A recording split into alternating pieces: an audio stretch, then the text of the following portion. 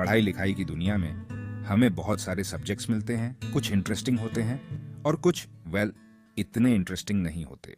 सोचो, आप bachelor of arts के एग्जाम के लिए पढ़ाई कर रहे हो और आपको ऐसे प्रॉम्प्ट मिलता है आम के पेड़ के बारे में। ये सुनने में बहुत ही सिंपल और बोरिंग लग सकता है, लेकिन एक स्टूडेंट जो प्राइवेट से अपनी डिग्री कर रहा था, उसके लिए ये क्रिएटिविटी और इनोवेशन का मौका बन गया और आखिरकार उसने पंजाब, इंडिया में सबसे ज्यादा मार्क्स हासिल किए। मैं ही वो स्टूडेंट था और पहले तो मैं टॉपिक देखकर सोच में पड़ गया। मैं सोच रहा था कि आखिर पेपर बनाने वाले ने इतना आसान क्वेश्चन क्यों दिया, क्योंकि एक आम के पेड़ में एक्सप्लोर करने के लिए बहुत कुछ होता है। उसकी वैरायटीज, खेती के लिए सही सोइल, फल आने में कितना समय लगता है, उसकी लकड़ी का उपयोग और भी बहुत कुछ। लैंग्वेज पेपर में ऐसे के 150 में से पूरे 100 मार्क्स थे, इसीलिए कुछ एक्स्ट्रॉर्डिनरी लिखने का प्रेशर तो था ही। 10 मिनट सोचने के बाद मैंने कुछ अलग करने का डिसाइड किया। आम के पेड़ के बारे में ड्राई एंड फैक्चुअल जानकारी देने के बजाय मैंने सोचा क्यों ना इसमें कुछ जान फूंक दी जाए।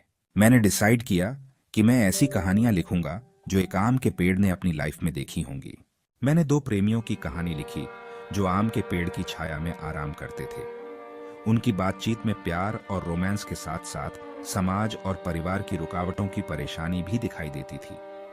आम का पेड़ सब चुपचाप सुन रहा था। एक दिन उसने कुछ लोगों से सुना कि वो प्रेमी भागने वाले हैं, लेकिन उनके परिवार वालों ने उन्हें पकड़ लिया और ऑनर किलिंग का शिकार बना दिया। ये देखकर पेड़ को बहुत दुख हुआ। आम का पेड़ यहीं नहीं रुका, उसने अपनी और भी कहानियां बताई। 4 भाइयों ने मिलकर उसे अपने खेत में लगाया था। उसने देखा कि कैसे धीरे धीरे उनकी एकता टूटती गई। जमीन के बंटवारे को लेकर झगड़े शुरू हो गए, केस होने लगे और एक भाई की तो मौत भी हो गई। पेड़ उसके अंतिम संस्कार पर खड़ा था और उसे रिश्तों की नाजुकता का एहसास हुआ। आम का पेड़ एक ऐसे रास्ते पर था जो गांव से मंदिर जाता था।